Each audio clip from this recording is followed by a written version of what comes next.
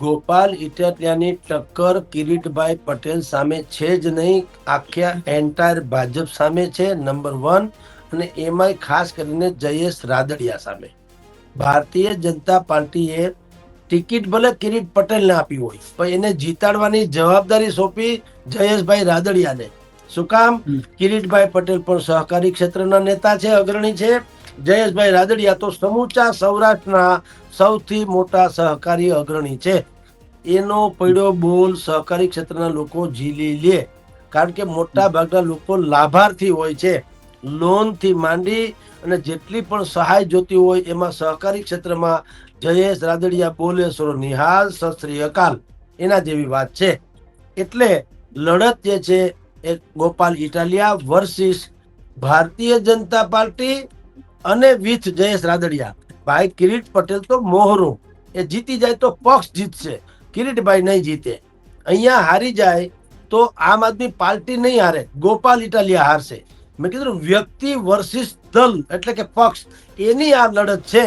અને અત્યારે મોટા ભાગના વિસાવદરની જનતા એને ગળા સુધીની ખાતરી છે કે આપણી લડત અગર કોઈ વ્યક્તિ કહેશે તો એ ગોપાલ ઇટાલિયા કહી શકશે, કારણ કે એનામાં એ ઝુંઝારું વ્યક્તિત્વ છે, લડાયક.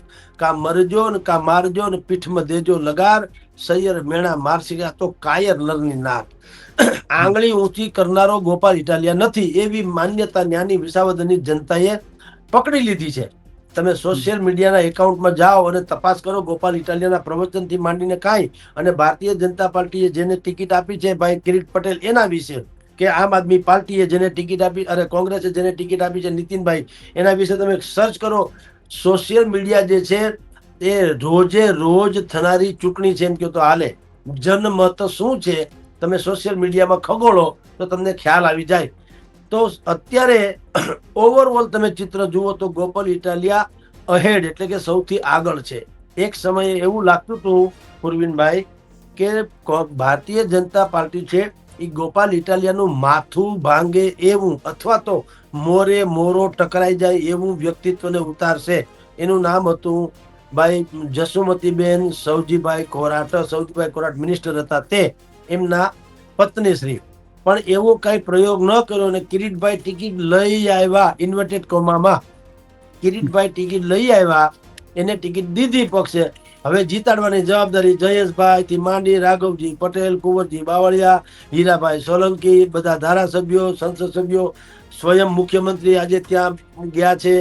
તો તમે વિચાર કરો, 3 દશકાની જેની સરકાર હોય, વિકાસના આટલા હજારો લાખો કરોડના કામ કર્યા હોય, ડબલ એન્જિનની સરકાર હોય ગુજરાતથી માંડીને દિલ્હી સુધીની, અને તમારા પેજ પ્રમુખ ને બુથ પ્રમુખ ને તમારું સૌથી મોટું સંગઠન ને બધું જ તમારું હોવા છતાં એક બેઠક જીતવા હાટું થઈને તમારે તમારી આખી જાત હોમી દેવી પડે.